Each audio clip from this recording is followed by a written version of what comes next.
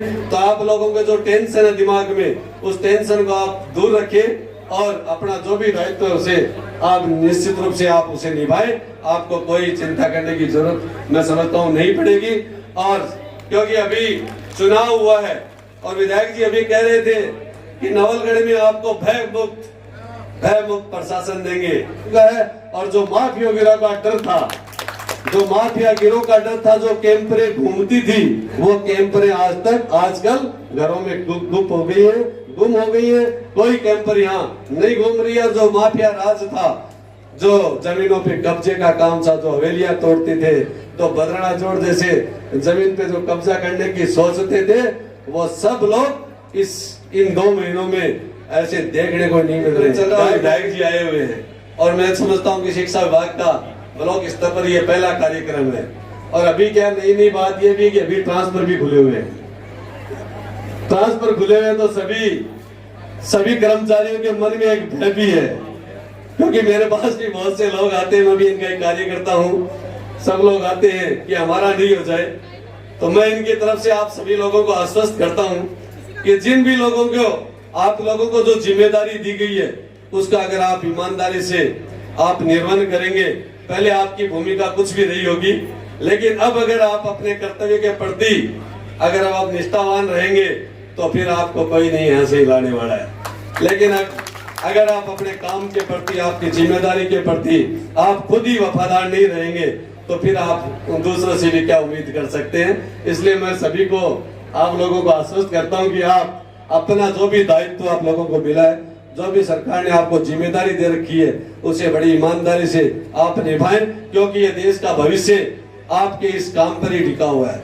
आप अगर इन लोगों, इन बच्चों के साथ, अगर इनके साथ ईमानदारी से आप इनको शिक्षा देंगे, इनको पूरा समय देंगे, तो निश्चित रूप से हमारे देश का भविष्य उज्जवल होगा। हमारा राष्ट्र, जो मोदी जी का विजन है कि 2047 में हमारा राष्ट्र विकसित राष्ट्र बने, तो विकसित राष्ट्र तभी बनेगा जब आप लोग अपनी जिम्मेदारी बखूबी निभाएंगे। तो आप लोगों के जो टेंशन है दिमाग में, उस टेंशन को आप दूर रखें और अपना जो भी दायित्व है उसे आप निश्चित रूप से आप उसे निभाएं। आपको कोई चिंता करने की जरूरत मैं समझता हूँ नहीं पड़ेगी। और क्योंकि अभी चुनाव हुआ है और विधायक जी अभी कह रहे थे कि नवलगढ़ में आपको भय मुक्त प्रशासन देंगे, और मैं सोचता हूँ विधायक जी देंगे नहीं, हम लोगों ने तो आप लोगों ने तो दे दिया है।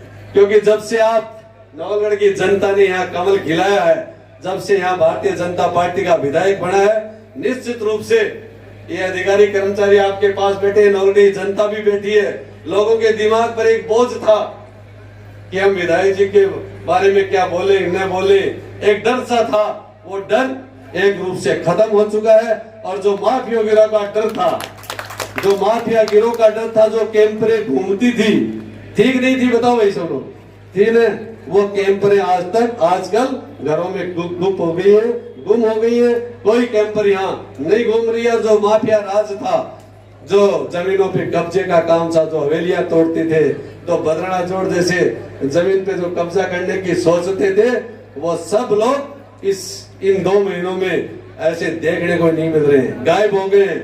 और मैं कहता हूँ कि हमें प्रशासन तो करे या न करे, हम सब लोगों को एक ऐसा विधायक मिला है जो खुद भी इतनी ताकत रखते हैं कि इन माफियाओं का इलाज तो आप खुद भी करना अच्छी तरह से आप जानते हो। इसलिए निश्चित रूप से नवलगढ़ की जनता इस बात से आश्वस्त है कि नवलगढ़ में जो गुंडा राज था, जो लोगों में डर और भय था, वो निश्चित रूप से खत्म होगा और नवलगढ़ में यहाँ राम राज्य स्थापित होगा। क्योंकि हम चुनाव में एक नारा लगाते, जो राम को लाए हैं हम उनको लाएंगे, तो हम आपको इसीलिए लेके आए हैं कि आप यहाँ एक राम राज्य स्थापित करेंगे। जो डर और भय, कर्मचारियों में डर और भय, आम जनता में जो डर और भय था, वो निश्चित रूप से नवलगढ़ से खत्म होगा। और मैं तो कहता हूँ, आप कह रहे हो कि दोबारा बढ़े या ना बढ़े, मैं कह रहा हूँ अगर इसी प्रकार आप लगे रहोगे ना, तो शीश राम जी ने तो 60 साल की, आप 70 साल राज करोगे। क्योंकि आपकी तो निडरता है, और आप में जो छल कपट नहीं है, जो बात है वो स्पष्ट है, वो आप कह रहे हो। 2 महीने से रेगुलर हम देख रहे हैं कि आपका जो निर्णय है वो एकदम बड़ा निडर है। आप किसी भी प्रकार के दबाव में नहीं आ रहे हो, और आपको जो अच्छा लगता है हम सब लोगों का भी यही कहना है कि जो अच्छा लगे, जो जनहित में हो, जो जनता को अच्छा लगे, वो काम अगर आप कर रहे हो और इसी रूप से अगर आप लगे रहे तो निश्चित रूप से आगे की बात तो छोड़ो, आगे आपके सामने भी कोई मैं सोचता हूँ आने वाला नहीं है। इसलिए निश्चित रूप से नवलगढ़ की जनता ने 70 साल में यहाँ कमल का फूल खिलाया है, तो आगे भी ये कमल का फूल इसी प्रकार खिलता रहेगा। आपका प्रेम, स्नेह और आशीर्वाद नवलगढ़ की जनता पे बना रहे और जनता का हम सब लोगों पे आशीर्वाद बना रहे, इसके लिए मैं बहुत बहुत धन्यवाद देता हूँ। इस कार्यक्रम की मेरे जैसे एक सामान्य से कार्यकर्ता से देखो बड़प्पन की बात ही है, क्योंकि मैं पहले भी जब से मैंने समझा है तब से मैं विधायकों के साथ ही रहा हूँ, विधायकों के साथ ही रहा हूँ, लेकिन अध्यक्षता का मौका नहीं मिला चेयरमैन होते हुए भी।